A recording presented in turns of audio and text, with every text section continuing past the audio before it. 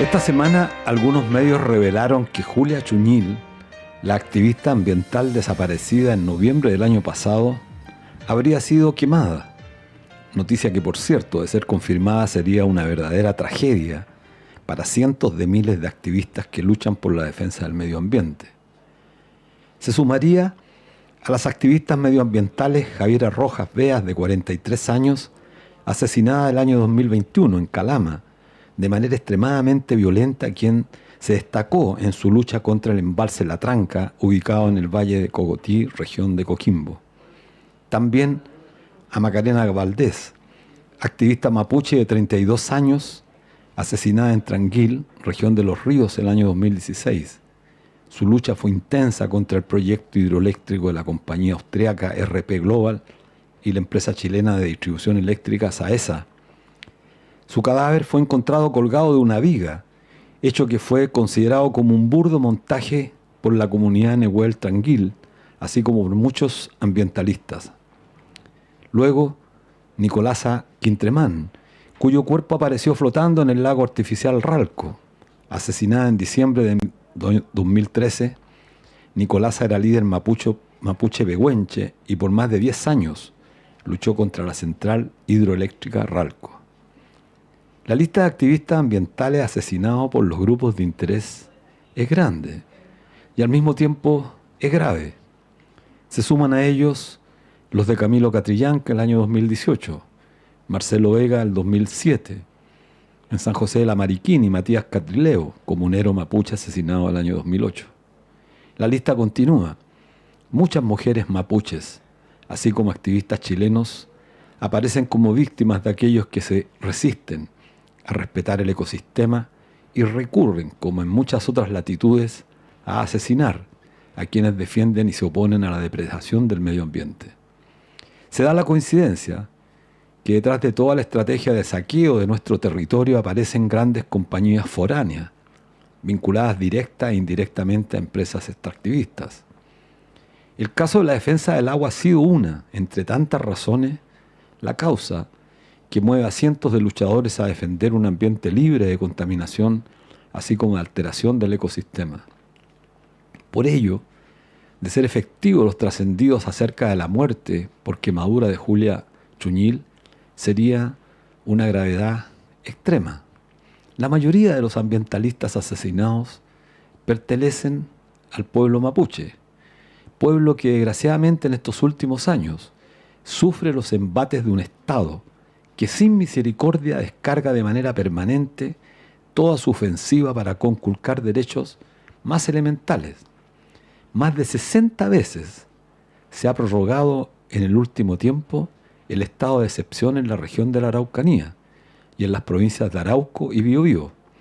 Lo que era, como su nombre lo indica, un estado de excepción, se convirtió bajo el actual gobierno de Gabriel Boric en una norma permanente, algo absolutamente incoherente, en especial cuando fueron justamente los partidos actuales, los partidos oficialistas, que bajo el gobierno de Piñera alzaron los más encendidos discursos cuestionando dicha política por atentar contra las más elementales libertades y derechos, que bajo estos estados de excepción se ven disminuidos y amenazados y afectan especialmente a las comunidades mapuches. Se suma a ello los reiterados y permanentes ataques a la ley Lafkenche, ley promulgada el año 2008, fruto de un largo proceso de diálogo intercultural entre el Estado y la comunidad mapuche Lafkenche. Esta legislación, como señalara CIPER, respondía a un vacío histórico en la normativa pesquera, al reconocer a través de una nueva figura administrativa los espacios territoriales del borde costero de uso ancestral por parte de los pueblos indígenas, garantizando así su acceso y protección.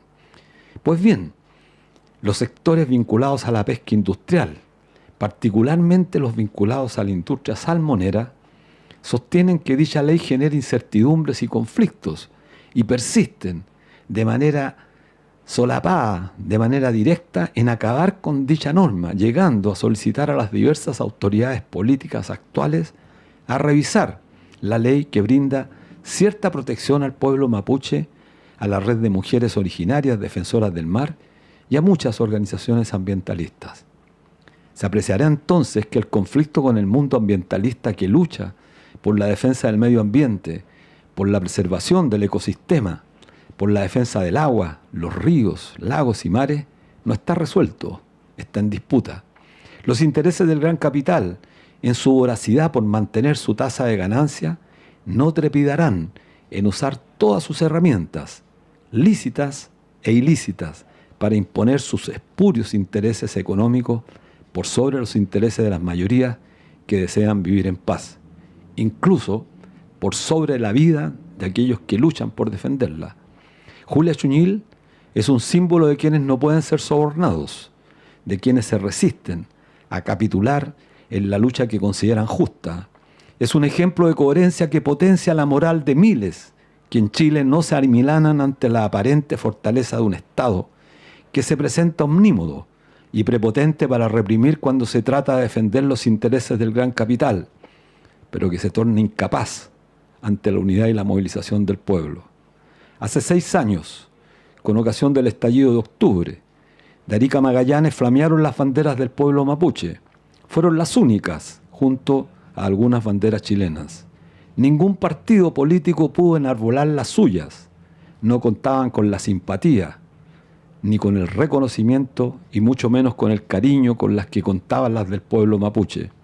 Que a diferencia de lo que instala la prensa dominante, el pueblo chileno le reconoce no solo su valentía demostrada por casi 5 siglos contra el Imperio Español, sino que le reconoce su hidalguía y consecuencia en la defensa de sus derechos, valores que, por cierto, nuestro pueblo, el pueblo chileno, debe con urgencia nuevamente revalidar para impedir que el actual sistema de despojo continúe arrasando con nuestro territorio y con la vida de honestas luchadoras ambientalistas como Julia Chuñil Catricura, quien vive en la memoria de millones de chilenos que claman, al igual que ella, por un país en el que verdaderamente se pueda vivir en paz y en armonía con el medio ambiente.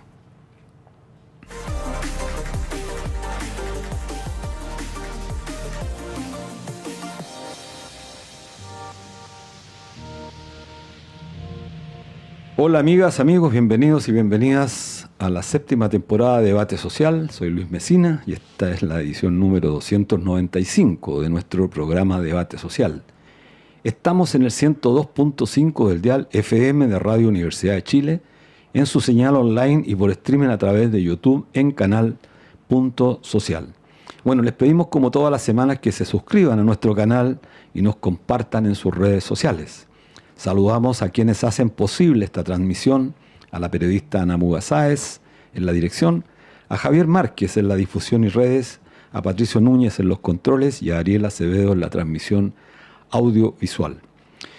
Bueno, tenemos muchos temas que conversar esta semana y queremos sintéticamente dar a conocer a través de Radio Universidad de Chile, como lo venimos haciendo prácticamente en todos nuestros programas cada vez que podemos, comunicar aspectos que el movimiento sindical en este país, con muy poca cobertura, de vez en cuando aparecen cosas relevantes. Bueno, y queremos dar a conocer un pronunciamiento que hizo la Confederación de Sindicatos Bancarios y del Sistema Financiero esta semana ante el anuncio IPON del Banco Central y el debate laboral. Nuestros auditores deben haber escuchado, leído las declaraciones que hizo la presidenta del Banco Central, la señora Roxana Acosta, a propósito del debate que se hace en materia presupuestaria y en materia política, toda vez que estamos ya a menos de 60 días de un proceso electoral relevante en nuestro país.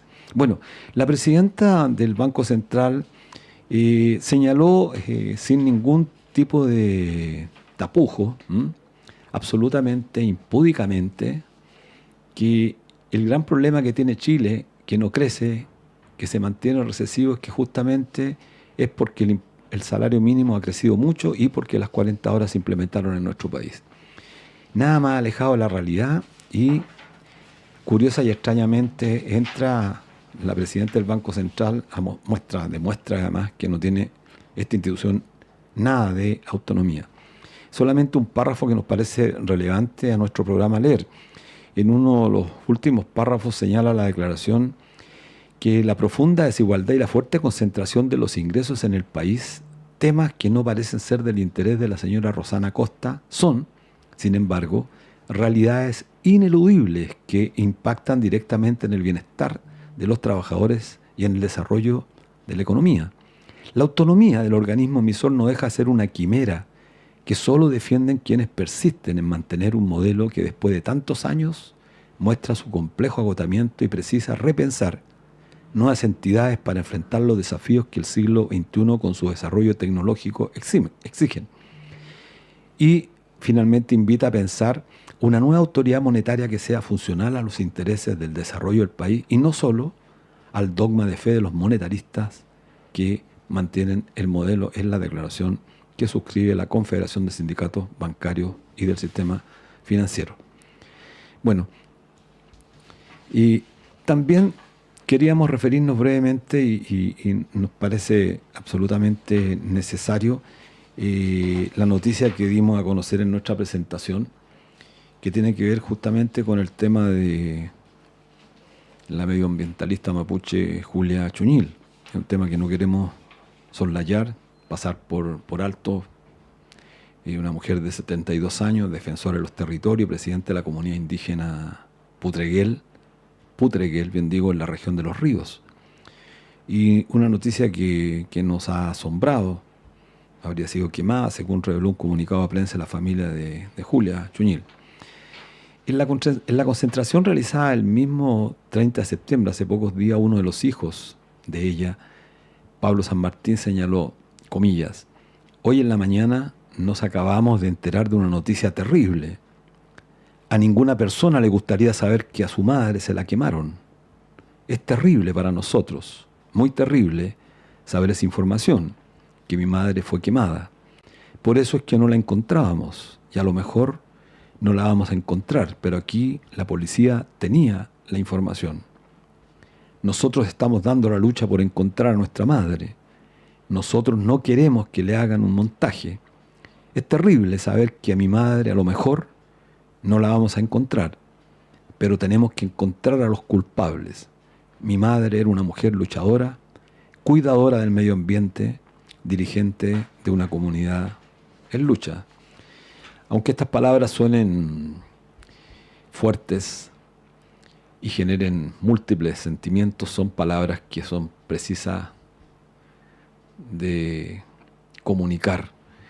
Nuestro país, desgraciadamente, sufre el asedio de la prensa dominante y muy pocos medios, entre ellos justamente Radio Universidad de Chile, son los que permiten a través de su espacio dar coberturas a estas noticias que son relevantes, y por eso quisimos tocar este tema como un tema relevante.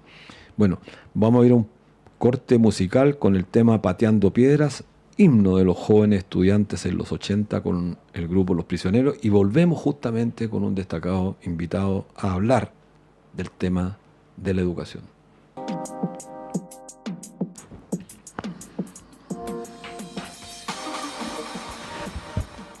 Volvemos a Debate Social en su edición número 295. Estamos en el 102.5 del dial de Radio Universidad de Chile, la radio que piensa, en su señal online y por streaming a través de YouTube por Canal Punto Social.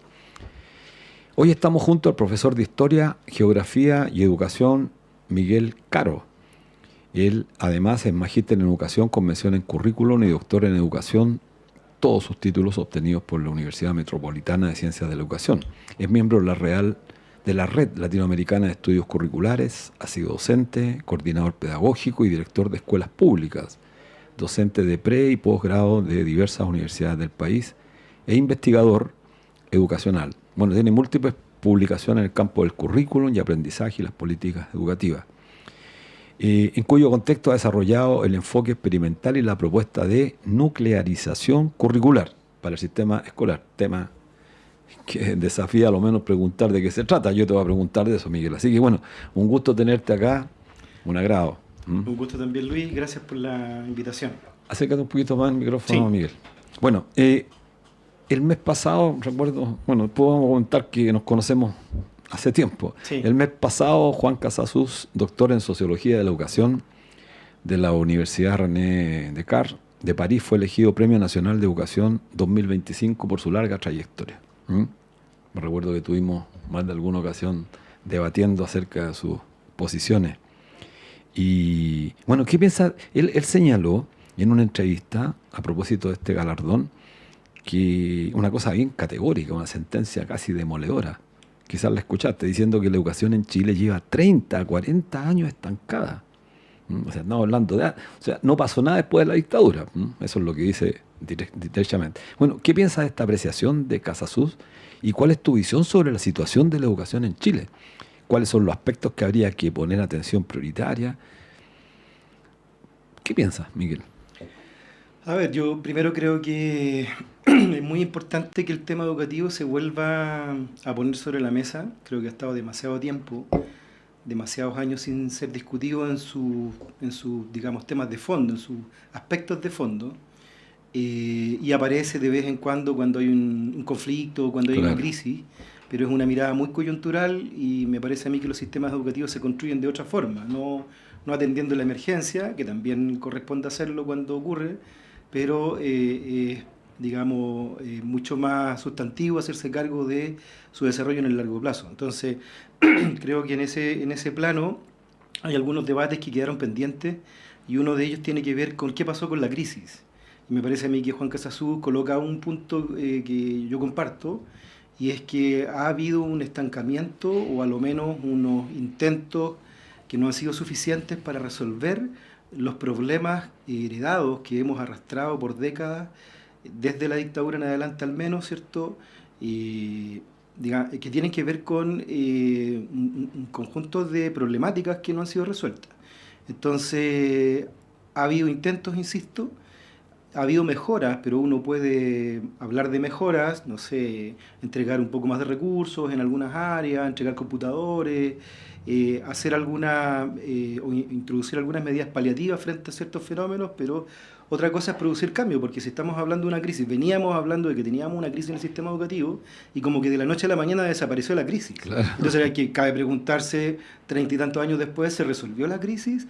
¿Estamos todavía en crisis? Entonces vale la pena el debate y no hay que tenerle miedo en ese sentido a la palabra crisis, y por lo tanto me parece muy oportuna la opinión de Casasus, y porque por lo demás él coloca el foco de la discusión en otro ámbito que tiene que ver con las necesidades formativas más integrales y no situar la eterna discusión de cuántos puntajes sacó qué escuela, digamos, sino que él amplía la mirada y eso yo lo comparto, digamos. Bueno, sobre eso quería preguntarte, porque creo que es muy correcto lo que señalas en orden a que han habido gobiernos en estos últimos 35 años después de la dictadura que intentaron fortalecer el modelo educativo privatizado, alejarlo lo más que pudieran de la concepción pública de la educación, y para eso tuvieron claro que era necesario, para fortalecerlo, tener que inyectarle más recursos. El tema era dónde se inyectaban los recursos y con qué objetivo. Y hubieron algunos que intentaron, me recordaba, bueno, el mismo caso de Bachelet, en su segundo periodo, que trató de hacer algunos cambios un poquito más allá de la mera formalidad. Yo quería preguntarte lo siguiente, porque en tu condición de curriculista, que creo que es lo más relevante, yo siempre también lo digo, cuando se habla de educación se tiende a hablar de recursos, que siendo importantes son, sí, pero se queda en ese ámbito, en el ámbito de la gratuidad, en el ámbito de los recursos donde se destina. Pero el currículo, los contenidos, esta famosa reforma de principio del siglo pasado, 1926-27, que incorporó fuertes contenidos. Entonces, sí, a eso me gustaría que te refirieras, sí, por favor. Yo efectivamente pienso que parte importante del debate ha girado en torno, con justicia, creo yo, a la propiedad de la educación, la dependencia, ¿cierto? El tema de la infraestructura, el tema del financiamiento. Y digo que con justicia porque esos son precisamente problemas que no se han resuelto. O sea, seguimos teniendo un modelo altamente privatizado la educación pública no tiene más allá del 34-35% del total de la matrícula, que es un caso bastante único en el planeta. Un modelo educativo que de alguna manera, a través de la lógica de mercado, implicó un abandono de la educación pública, esto lo han dicho todos los actores, ¿cierto? Y por lo tanto eso ha generado precarización del sistema público en múltiples aspectos, infraestructura, recursos, etcétera, etcétera.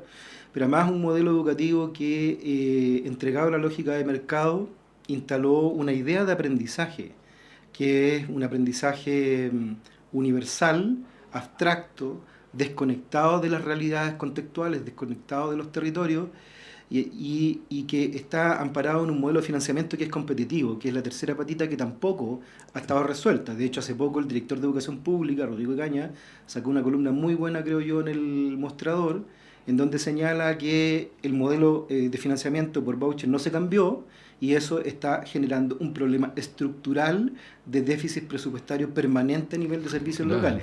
Entonces, si lo dice quien está a cargo del sistema, digamos, a confesión de parte, relevo de prueba, dice el dicho. Entonces, si bien esos tres temas son muy clave, hay una patita, digámoslo así, de la competencia, de la lógica mercantil, que tiene que ver con qué se está enseñando en la escuela.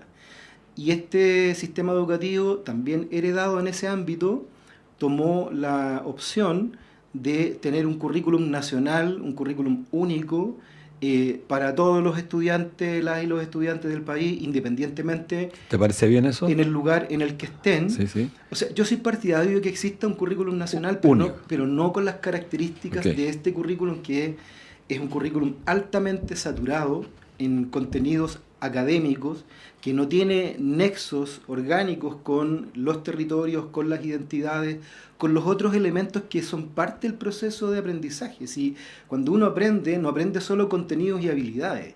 Nosotros tenemos un interminable listado de objetivos que están compuestos por una lógica binaria, contenido más habilidades académicas, pero si tú no conectas esas habilidades con las necesidades locales, con la cultura, con la identidad, no es lo mismo aprender en la Araucanía que aprender en una mega ciudad, digamos, o aprender en zonas costeras. Todo eso tiene una cultura, una visión de mundo asociada, etcétera. Entonces, haber hecho una apuesta por el aprendizaje binario, puramente académico, descontextualizado de la realidad y sin cruzarse con las otras dimensiones de la formación integral, la ciudadanía, la convivencia, el desarrollo socioemocional, lo que generó a la postre es que desconectó a estas nuevas generaciones de la propia sociedad y de la preocupación por la sociedad que estamos construyendo. De hecho, solo un dato, el 2024, en marzo de este año, todo el mundo salió a celebrar que tuvimos un alza histórica de puntajes en el CIMSE, que es la medición de estos contenidos y habilidades académicas, ¿cierto? Pero el mismo año la superintendencia, en el último informe, mostraba que se había prácticamente duplicado la cantidad de denuncias por convivencia entre 2014, 2015 y 2025. O sea, tenemos la paradoja de una alza histórica, que tampoco es tan alza y tan histórica, porque son 2 puntos promedio respecto al pic anterior, que fue 2016, pero al mismo tiempo, con esa alza histórica, tenemos un alza en las denuncias por convivencia. Y fíjate que esas denuncias por convivencia tienen que ver con temas de discriminación por identidad cultural, por identidad de género, discriminación por condición socioeconómica, por necesidad educativa especial. Entonces, todo lo que tiene que ver con los fenómenos vinculados a la convivencia que están eclosionando en nuestra sociedad, la discriminación, los discursos de odio, la ausencia de una conciencia de derechos, el tema de derechos humanos, etcétera, no son parte en la práctica, pueden estar en el discurso, pueden estar en algunos lugares de los documentos, pero no son parte sustantiva de la formación. Y eso tiene que ver con el modelo de estandarización que es heredado y que se profundizó en democracia, particularmente con la Ley de Aseguramiento de la Calidad del 2011. Sí, sí. Es tremendamente complejo. Cuesta incluso, diría yo, que nuestros auditores puedan seguir el ritmo de una discusión sobre temas que parecen a veces muy distantes, porque tienes razón tú. El currículum, tiene que haber un currículum nacional, y en eso creo que es cosa de mirar los países con más altos niveles de desarrollo educacional. Sí. Cuando digo desarrollo no quiero hablar de crecimiento, desarrollo educacional entendiendo todas las variables que conforman el proceso educativo, pero por supuesto respetando las diversas identidades que hay en nuestro país. de forma tal que no haya discriminación. Creo que eso es lo que hay que cuidar, la discriminación que se produce con estos colegios de élite. Pero eso lleva además aparejado el tema de y esto es un tema relevante que te quería preguntar, el reconocimiento social o la falta de reconocimiento social al mundo del trabajo, a los pedagogos, a los profesores. Sí. Porque sin reconocimiento social al profesorado, cualquier intento de transformación estructural va a tener un obstáculo mayor que sortear. No sé, ¿cómo lo ven ustedes trabajando en este Sí. equipo? Sí, efectivamente hay un deterioro de la imagen, hay una disminución en el reconocimiento material, social, simbólico hacia el profesorado. Eso tiene que ver con la precarización de las condiciones en las que están trabajando y particularmente me refiero, si bien ha habido aumentos salariales, me refiero a las condiciones de infraestructura que existen en muchos establecimientos públicos. Me refiero también a las condiciones de ejercicio profesional. Por ejemplo, la cantidad de tiempo que tienen para pensar, para discutir, Claro. para formarse, para planificar sus clases. Nosotros hoy día tenemos una relación de horas lectivas, no lectivas, que se llama, que es la cantidad de horas, el porcentaje de horas frente a curso Es el lectivo, versus sí. el porcentaje de horas para planificar, para pensar, Exacto. para discutir, una relación de 65-35%.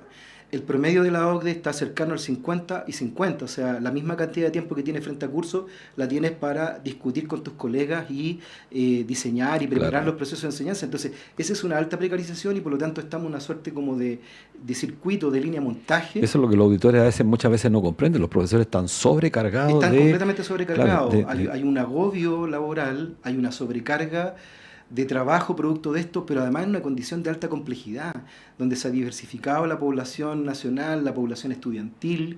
Hay un reconocimiento de una diversidad que es notable, que es muy importante que se produzca, pero eso requiere potenciar las capacidades claro. de la escuela, ¿no? Pero además, agrégale, Miguel, que tanta discusión, debate político hay sobre la migración, por ejemplo. Claro. Y la migración directamente está vinculado al tema de la sala de clases. Pues el profesor tiene que enfrentar esta nueva realidad con una nueva población que considera además Claro, la migración. entonces fíjate, tenemos fenómenos migratorios muy fuertes, Claro. además con una alta inestabilidad en la asistencia de sí. una parte de ese componente migratorio. Tenemos una profundización de la diversidad cultural, de la neurodiversidad, el reconocimiento de una serie de diversidades en el ámbito sexogenérico, etcétera. Tenemos problemáticas de salud mental y tenemos el mismo currículum o el mismo enfoque curricular de los años 90 o de los 2000 y tenemos prácticamente las mismas condiciones. Por ejemplo, se aprobó una ley TEA para, digamos, reconocer y apoyar esta condición, ¿cierto?, del punto de vista educativo en el trabajo escolar, pero la ley no tiene ningún recurso, Sí. ningún financiamiento, ningún profesional de apoyo. Entonces, se cargan y se cargan responsabilidades a las y los docentes y tienen que hacerlo todo en condiciones que en términos estructurales no han cambiado significativamente. Así es. Mira, te quiero preguntar un poquito más adelante lo que planteas con este tema de la nuclearización curricular para el sistema escolar, porque me parece relevante esto. Pero antes, a fines del 2006, si mal lo recuerdo, el Consejo Asesor Presidencial para la Calidad de la Educación generó un diagnóstico sobre los problemas que estaban enfrentando la educación pública. Y solo el año 2017, es decir, más de 11 años para ser concreto, se crea el nuevo sistema de educación pública que impulsa los servicios locales de educación pública, los famosos SLEP, con los que hoy se está reemplazando la educación municipalizada. Se espera que para el 2030 existan 70 SLEP instalados a nivel nacional. ¿Cuál es tu visión de los SLEP? ¿Es la reforma que se necesitaba o esta es una parte de la reforma? Sí, mira, yo siempre fui contrario y sigo siendo a la mantención de un sistema municipalizado de educación. Yo creo que lo peor que podemos hacer es volver atrás. El sistema municipal tiene demasiados males como para tratar de reencantarnos con un modelo fracasado. Sin embargo, yo pienso que hacer el tránsito hacia la desmunicipalización tuvo problemas de diseño muy relevantes. Claro, no era fácil. Claro, o sea, partiendo por las precariedades de arrastre del propio sistema municipal que no fueron debidamente atendidas y subsanadas por este nuevo modelo. pero también el propio sistema de financiamiento. O sea, el financiamiento instaurado en dictadura, que es por asistencia, es el mismo modelo que tomó la educación pública. Claro. Y las problemáticas vinculadas con la carencia de herramientas de gestión administrativas para enfrentar una serie de situaciones, etcétera, etcétera, que ahora entiendo que se están intentando subsanar. En fin, hay una serie de problemas, pero además se hereda el mismo paradigma académico, el mismo paradigma pedagógico, el paradigma de la estandarización, de todos aprendiendo lo mismo en todo el país y midiéndolos con una prueba estandarizada, claro, con una pauta para todos, y clasificando escuelas, o sea, poniendo a competir escuelas que están en condiciones altamente precarizadas, con escuelas que tienen todo a su favor, población cultural y económicamente seleccionada, sí, infraestructura. Las diferencias son abismales, o sea, los temas de desigualdad no se han resuelto, son abismantes. Entonces, finalmente se genera una especie de juicio público de que estas son las buenas escuelas y estas son las malas escuelas. Entonces, las buenas escuelas son las privadas y las malas son las públicas, pero nadie toma en consideración la relevancia de esta desigualdad en las condiciones. Entonces, pienso yo que si bien había que desmunicipalizar, había que avanzar en sistemas de educación pública, y hay elementos que pudiesen constituir una superación de algunos de los problemas anteriores, pero se mantienen una serie de problemas estructurales que no han sido resueltos y se requiere un rediseño. Exacto, y además hay que sumarle que esta diferenciación entre escuelas públicas, escuelas privadas, también entre escuelas públicas de comunas más ricas respecto a comunas más pobres, porque no es lo mismo estudiar en una escuela pública en el barrio alto que en una escuela de una comuna periferia. De hecho se va a producir incluso la paradoja de que escuelas pobres, escuelas públicas en comunas ricas estaban siendo complementariamente subsidiadas por el erario municipal de las comunas ricas. Pero al salir de allí y al estar en la educación pública pierden esos beneficios, sí, transporte, toda la infraestructura, los apoyos, recursos, entonces van a quedar en una situación de mayor precariedad. Una auditora me reclamaba eso, sí, increíble. Es bien paradojal. Sí, una pregunta antes de entrar a la sustantiva, y porque me lo preguntan también por WhatsApp. Cable a Tierra me dice, bueno, ¿qué significa, Miguel, y en este tema, un tema breve para nuestro auditor, qué significa que hay un cambio curricular en el país? Que es la gran demanda, recuerdo yo, cuando estábamos estudiando. Sí, ahí cuando nos conocimos. Sí. Hartos años ya. Hace hartos años, sí. Sí, mira, a ver, para tratar de decirlo en sencillo. Es sencillo para la gente, sí. Sí, y no todo el mundo tiene por qué manejar el lenguaje más especializado del campo curricular, pero lo podría decir de esta forma. Durante muchas décadas se estuvo poniendo el foco de atención en cómo enseñaban los profes, y que el problema era cómo estaban enseñando los profes, que no sabían enseñar o que no dominaban bien su disciplina, etcétera, prácticas pedagógicas. Claro, pero especialmente después de la pandemia, los organismos internacionales y muchos debates en distintos países cayeron en cuenta que el problema no es solo cómo están enseñando, o no es fundamentalmente cómo están enseñando y los profesores, sino que qué están enseñando y para qué. Y la pandemia mostró o puso en evidencia que lo que estaba aprendiendo la sociedad en sus nuevas generaciones no tenía ninguna vinculación con lo que significa vivir en sociedad, lo que nosotros llamamos un aprendizaje para la vida. Entonces, ¿qué hace un currículum? Es un diseño de una estructura de objetivos, de contenidos, de saberes, de habilidades, de valores, etcétera, que define el contenido de la experiencia educativa. No hay ninguna escuela, prácticamente en ninguna parte, que no tenga algo que regule el contenido de esa experiencia. Pero ese contenido no son necesariamente contenidos académicos, o no solo debieran ser solo contenidos académicos, sino que también los saberes del territorio, los valores, los principios. Fíjate que en las nuevas generaciones se construye el modelo de vida de la sociedad. ¿A qué valores? Por ejemplo, hoy día hay baja valoración de la democracia, baja valoración de la diversidad, está el tema de los discursos de odio, etcétera. Entonces, pareciera ser que la escuela no está haciendo la pega de enseñar esos principios de vida en común, pero esto no es culpa ni de la escuela ni de los profes, producto de que tenemos un currículum que apunta hacia allá. Y también creo que vale la pena resaltar esta idea de la comunidad educativa,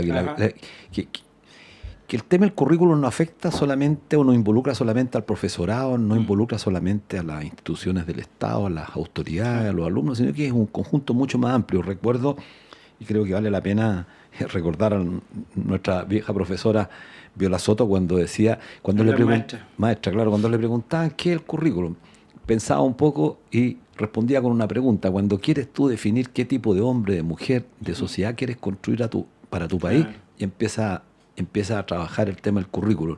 Y creo que tú lo definiste muy bien. Eso requiere una participación, requiere democracia. Sí, la pregunta que hay que hacerse es quién define el currículum, exacto, quién lo construye. Hasta ahora se ha construido desde las altas estructuras del sistema. El Ministerio de Educación elabora una propuesta y lo decide el Consejo Nacional de Educación, que es un espacio que en general no está compuesto por gente que conoce muy en profundidad, que no conocen las aulas, escolar, no conocen las salas de clase, etcétera. Es gente bastante ajena en general a esa realidad, me refiero, no al tema educativo, sino que a la realidad escolar en particular. Entonces, si uno se pregunta quién debiera definirlo, en mi opinión debiéramos transitar hacia un modelo de producción curricular más democrático, correcto, que involucra a las comunidades del interior de la escuela, pero también del entorno, de las escuelas, de los territorios, las organizaciones culturales, la junta de vecinos, etcétera, digamos, a nivel de sindicatos, etcétera, dependiendo de la comunidad viva, claro. La comunidad viva debiera participar en la construcción, pero no porque desde hace varios años se vienen haciendo mecanismos de participación, pero es participación consultiva, no es participación deliberativa. Ese gran problema. Que es un gran problema, porque sobre todo esta última propuesta de currículum, que entre paréntesis ha sido rechazada 2 veces en el Consejo Nacional de Educación, tuvo una amplia participación, cerca de 800.000 personas, lo cual me parece muy bien, pero sale de la instancia masiva y pasa a instancias técnicas y va perdiendo participación, va perdiendo transparencia y finalmente no lo resuelven las comunidades. Así es. Bueno, quería ir a la pregunta, nos queda poco tiempo, Miguel. Tú has desarrollado este enfoque experimental y una propuesta de nuclearización curricular para el sistema escolar. Sí. Explícanos un poco de qué se trata esta propuesta. Mira, ¿y con quiénes están trabajando? Sí, claro. Nosotros venimos trabajando, la propuesta de nuclearización curricular viene más o menos desde el 2019. Junto a un grupo de académicos desarrollamos varias experiencias en escuelas y veníamos trabajando en la idea de un aprendizaje integral, un aprendizaje nuclear, un aprendizaje, digamos, centrado en el sujeto y su contexto, etcétera. Y llegó la pandemia y tuvimos que darle vida a una formulación más concreta de la propuesta y yo le puse el nombre de propuesta de nuclearización curricular porque precisamente había que avanzar desde un currículum fragmentado, disgregado, ¿cierto?, saturado, sobrecargado, a un currículum nuclear. Pero como no estábamos en condiciones de construir, de diseñar una política curricular con esas características, dijimos hay que avanzar con el profesorado. Entonces lo que hemos hecho es montar experiencias democráticas de colaboración desde las comunidades, con y los profesores y también con participación de los estudiantes para que ellos nuclearicen el currículum y se saquen de encima esta sobrecarga de cuestiones que son accesorias y que le den mayor relevancia al contexto y que le den mayor relevancia a las transversalidades educativas, aquellas que nos permiten vivir en sociedad. Entonces, ese proceso lo vienen haciendo ya varias decenas de escuelas en distintas ciudades. Tuvimos una experiencia muy potente durante varios años en Santiago, ahora estamos trabajando en Atacama a propósito de la crisis, y consiste en eso, en empoderar al profesorado para que tome decisiones curriculares, porque siempre, como te decía, se dijo que el problema era cómo enseñaban y no que estábamos enseñando. Entonces, resituamos el poder de la construcción curricular en la base. Ok, interesante desafío. Lo hacemos como UNCE desde el Centro de Experimentación Pedagógica. Eso desde ese lugar lo estamos haciendo hoy día ya desde hace varios años. La organización, el colegio de profesores, las distintas Esto partió en el contexto del colegio de profesores. Perfecto. En pandemia yo trabajaba asesorando pedagógicamente el colegio de profesores y ahí armamos la Eso es muy importante, que desde la estructura de los trabajadores de la educación se plantea esto. Así que bueno, te felicito en ese sentido y creo que ojalá avance esto. Quería ir a una última pregunta, ya nos queda poco tiempo. Y seguramente, hoy escuchamos en el presupuesto en el debate del presupuesto del 2026, que ha sido muy controvertido, se le estaría quitando financiamiento a la educación parvularia. esto es tremendamente complejo. Ujú. Y que el debate de la educación, particularmente más bien por el sector oficialista, estaría concentrado en seguir manteniendo en la glosa presupuestaria el financiamiento, comillas, a la gratuidad, dejando de lado justamente la educación parvularia, que es bastante preocupante. ¿Qué modelo de financiamiento sería más adecuado a tu juicio, por la experiencia que tiene, para la educación pública? ¿Y cómo se podría garantizar que los recursos, bueno, que son siempre insuficientes para la educación, pero al menos sean bien enfocados, bien direccionados? ¿Qué opinas de esto de que se le quita lo parvular y se vaya arriba? Mira, yo pienso que los gobiernos que tienen una mirada más de largo plazo respecto al desarrollo de un país son gobiernos que hacen una apuesta más sólida por la educación y que no están eligiendo, es como el padre o la Claro, madre de familia claro. que a quién manda a la universidad y a quién manda al mundo del trabajo sin estudiar, ¿ya? O a quién le da más apoyo y a quién lo relega o lo castiga. Era una medida más finalmente. largo plazo. Claro, entonces me parece a mí que apostar por la educación, yo siempre digo, si estamos preocupados por el tema de seguridad, la mejor política de seguridad es una buena política educativa, que reconstruye las bases culturales de nuestra sociedad desde su cimiento, y eso significa apostar por la educación. Una buena política de salud también es una mejor política educativa, porque uno Claro. en un aprendizaje integral aprende a cuidarse, aprende a desarrollarse integralmente, aprende a alimentarse como corresponde, etcétera, etcétera. Entonces, como que de alguna manera va sosteniendo el propio desarrollo de otras políticas. Y el derecho a la educación también es beneficiario para otros derechos que yo puedo ejercer como ciudadano, entre ellos el derecho a participar, el derecho a debatir, el derecho a pensar críticamente mi sociedad, el derecho a construir la sociedad. Entonces, la política educativa, en mi opinión, es la base de todo, es la base de la sociedad. Entonces, estar eligiendo a quién le quito, a qué segmento le quito, me parece que estamos en un problema en ese sentido. Yo creo que yo entiendo la demanda de gratuidad, la comparto que se haya avanzado en esa dirección, fue producto de un movimiento estudiantil muy fuerte y me parece una ganancia. Sin embargo, eso no puede ser a costa de ir desmontando la base del sistema. De hecho, si yo tuviese que elegir, habría partido por ahí, por la educación parvularia, por la educación básica, y luego en acuerdos más de Estado ir avanzando o, digamos, complementando medidas, pero no desvestir a un santo para vestir a otro. Bueno, eso es evidente. La educación es el pilar fundamental. Siempre aquí en la radio, por lo menos, cada vez que tenemos la posibilidad de conversar con profesores, reivindicamos la necesidad de que la sociedad comprenda, nuestros auditores comprendan que el profesorado requiere de un reconocimiento social importante, porque lo hemos dicho y ha sido objeto de polémica, la reserva moral de la sociedad está en el profesorado, descansa en quienes intentan ayudar a descubrir, a pensar críticamente. Bueno, te quiero agradecer de verdad, Miguel, por haber participado. Creo que aclaramos harto, estamos ya haciéndonos señas para que terminemos. Estamos en el tiempo. Y bueno, un abrazo grande y que te vaya muy bien, muy bien. Muchas gracias a ti, encantado de estar en tu programa. Sí, bueno, y como todos los días viernes, recordamos, despidiendo nuestro programa por Palestina, por siempre, los días domingos en la mañana, pero sobre todo no olvidar al pueblo palestino. Quien se olvida no merece vivir, y por lo tanto siempre hemos dicho, no olvidar a Palestina, porque necesitan vivir ese pueblo tan angustiado y que tan mal lo está pasando. Así que un abrazo a todos, nos vemos el próximo viernes a las 16 horas, como todos los días viernes, en Debate Social.